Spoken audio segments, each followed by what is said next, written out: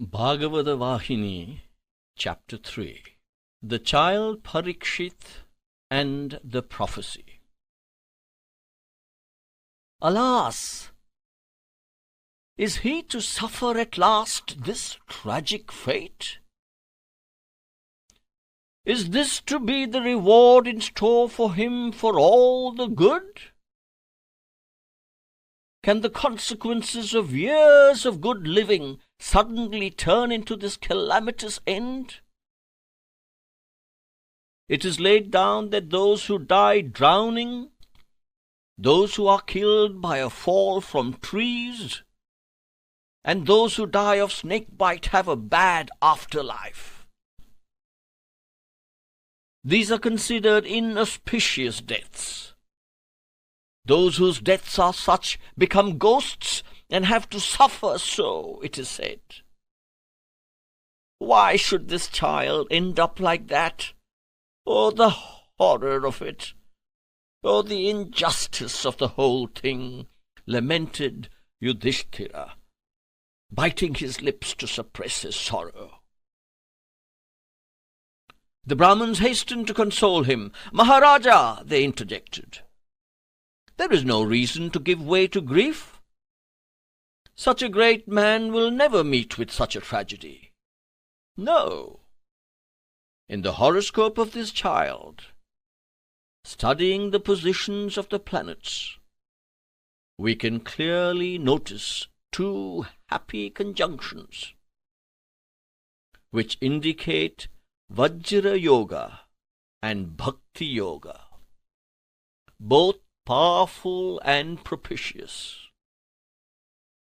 Therefore, as soon as he learns of the curse, he will give up his kingdom as well as his wife and children, and retire to the bank of the holy Bhagirathi river, and surrender himself to the Lord.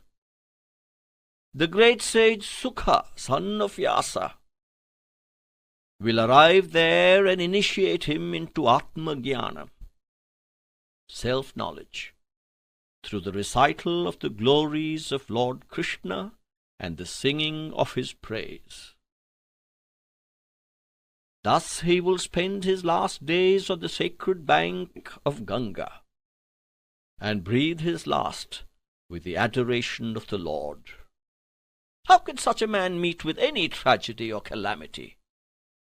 He will not be born again, for through Bhakti Yoga he will attain oneness with the Lord of all, Purushottama."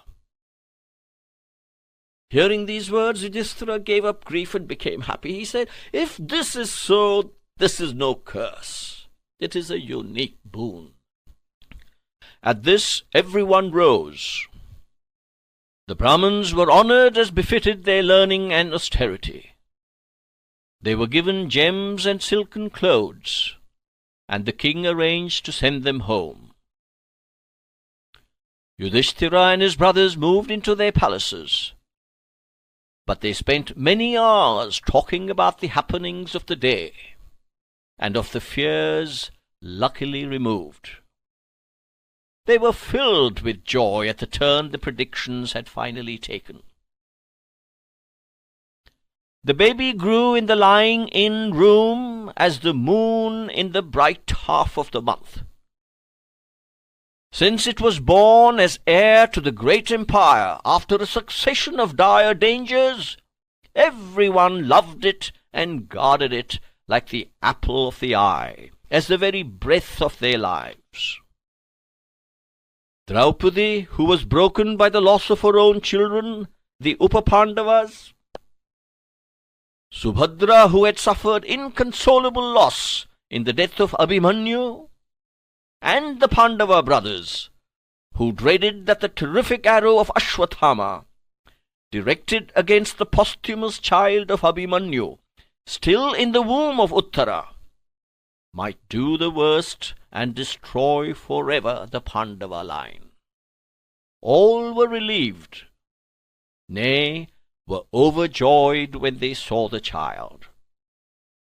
They were supremely happy. They spent the days doting over the little lovely babe, whom they brought from the zenana for the purpose, whenever they felt the urge to see it and hold it in their arms.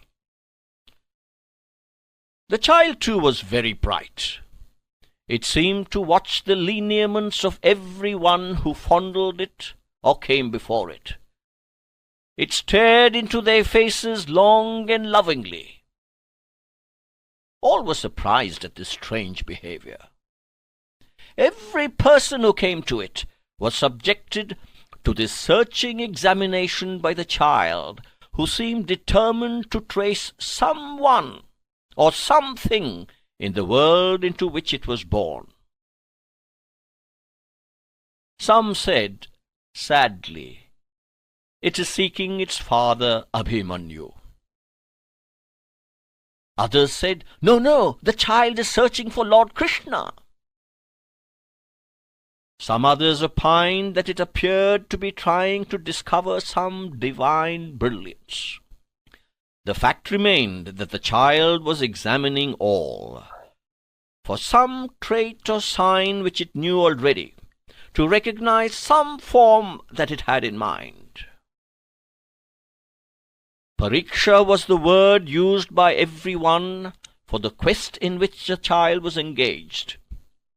And so, even before the formal naming ceremony, every one, both in the palace and outside it, began referring to the child as Parikshit, he who is engaged in Pariksha.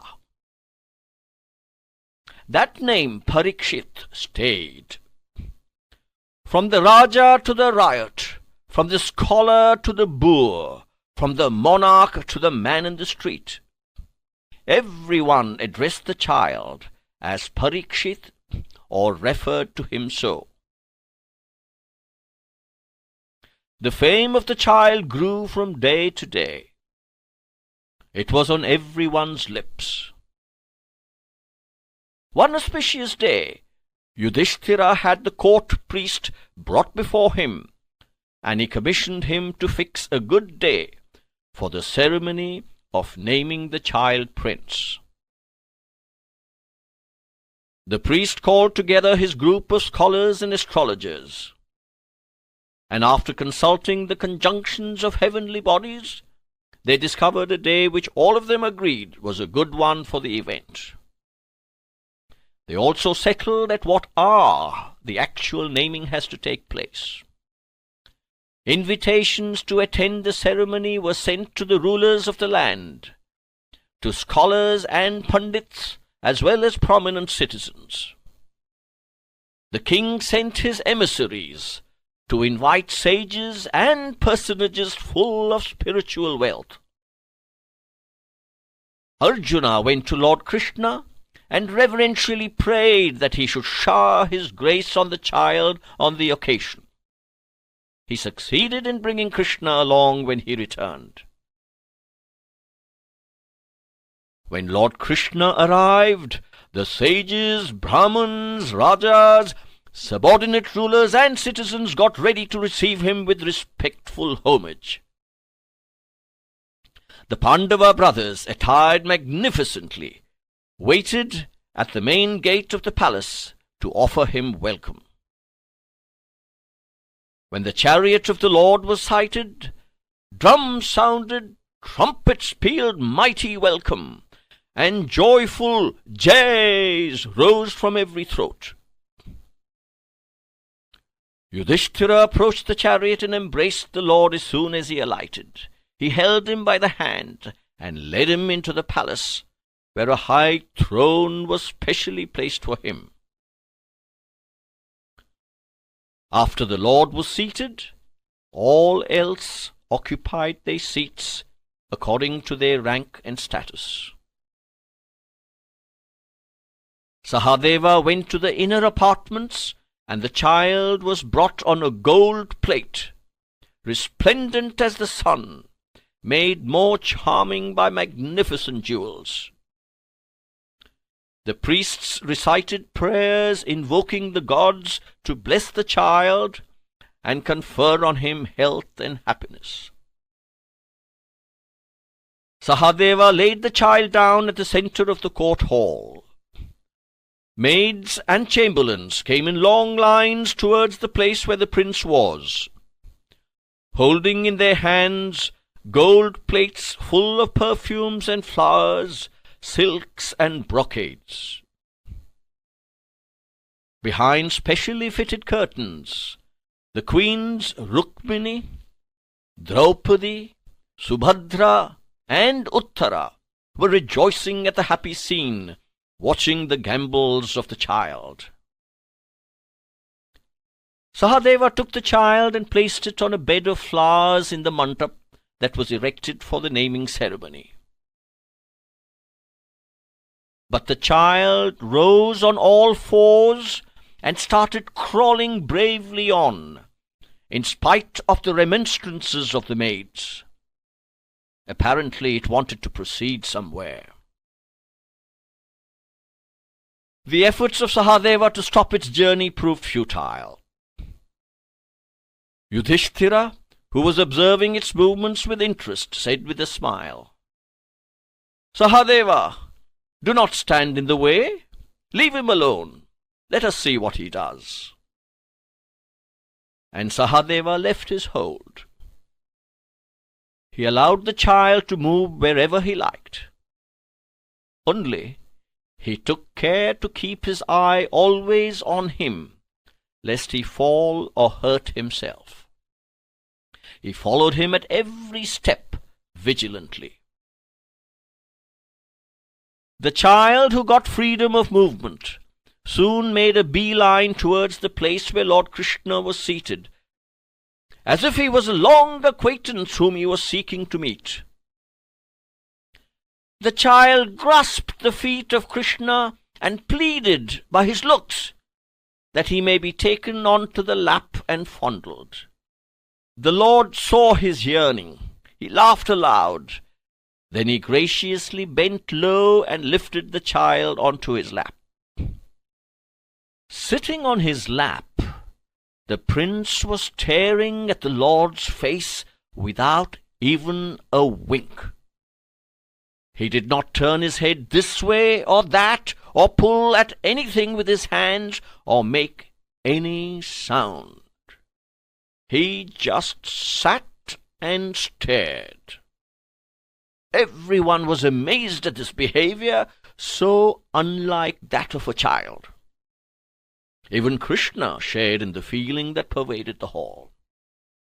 Turning to Yudhishthira, Krishna said, "I did not believe when I was told that this child stared at everyone who came before him and examined their lineaments. I thought it was a new explanation given by these priests to the usual prank and play of children. Now, this is really a wonder. The fellow has started examining even me. Well, I will myself test his behavior a little." Then the Lord tried to distract the attention of the child from himself by placing before him a variety of toys, and himself hiding from view. He expected that the child will soon forget him. But his attention was not drawn towards any other object. He had fixed his eye inexorably on the Lord himself, and it was seeking him and no other. He was trying to move towards the place where he imagined Krishna was. When his attempts to transfer the attention of the child from himself failed, Krishna declared, "This is no ordinary child. He has won through my tests. So, the name Parikshit is the most appropriate one for him. He lives up to it already." At this the Pandits recited verses invoking their blessings on the child. The Brahmins recited relevant passages from the Vedas. The music of trumpets rent the air. Women sang auspicious songs. The family preceptor dipped a 9-gemmed jewel in a golden cup of honey, and wrote the name on the tongue of the child. On the rice grains spread on a gold plate, the name was written, and the rice was then showered on the head of the child, in token of prosperity and happiness. The naming ceremony was thus celebrated in grand style. Men and women who attended were given presents as befitted their rank, and they departed. Everyone was talking appreciatively of the wonderful way in which the child sought out the lap of the Lord. Many praised the steady faith that the child had already attained. Yudhishthira, who was puzzled at the unique behavior of the child, approached Vyasa, the great sage, to know from him the reason for the strange search, and learn about the consequences of this attitude. Vyasa said, Yudhishthira, when this child was in the womb and the deadly arrow that Ashwathama aimed at it, in order to destroy it, was about to hit its target, Lord Krishna entered the fetal home and made it safe and saved it from destruction. This child, therefore, has been eager to know who had saved him from within the womb where he lay. He started examining every one to find out whether he had the same effulgence that he saw while a fetus in the womb.